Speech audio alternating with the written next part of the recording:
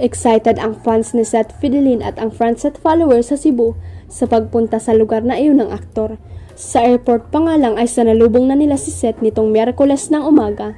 Hindi na hinintay ng mga fan ang takdang oras ng event na dadalawa ni Seth at iba pang kapamilya artists.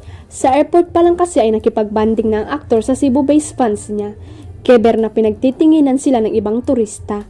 Maaga pa lang kasi ay nakaabang na ang mga fan with matching banners pa. Nasa Queen City of the South si Seth para sa Star Pop Campus Tour sa University of Cebu Main Campus.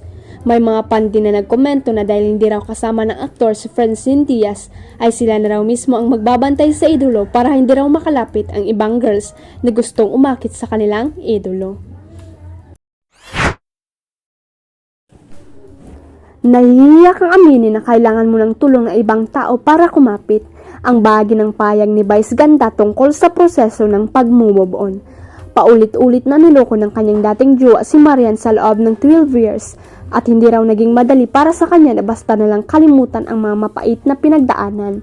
Sa segment na Especially For You ng at Showtime nitong nagdaang Martes, naging searcher si Marian kung saan nakasama niya ang kanyang BFF na si Juan. Ayon kay Marian, paulit-ulit daw siyang niloko ng dating partner at grabe raw ang naging epekto nito sa kanyang personal na buhay. Matagal daw bago niya tuluyang nalampasan ang lahat ng sakit at pait na idinulot ng panluloko sa kanya sa loob ng 12 years. Sa isang bahagi ng segment, nagsalita nga si Vice Ganda at binigyan ng ilang advice si Marian hinggil sa pakikipagrelasyon at pag-move on.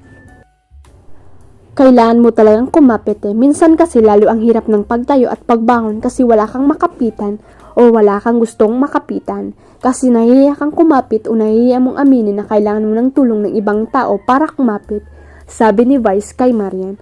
Patuloy pa niya yung sasabihin mo na hindi darating ang oras na kakayanin ko ito o kakayanin ko tong mag-isa. Walang masama sa paghingi ng tulong o paghingi ng saklolo. Kasi mayroon at mayroon namang sasaklulo sa'yo. Dahil kahit na ano ka pa, kahit na ano pa ang kulay mo, kahit anong sablay mo sa buhay, kahit na gaano karami ang iyong mali, mayroon at mayroong magmamahal sa'yo.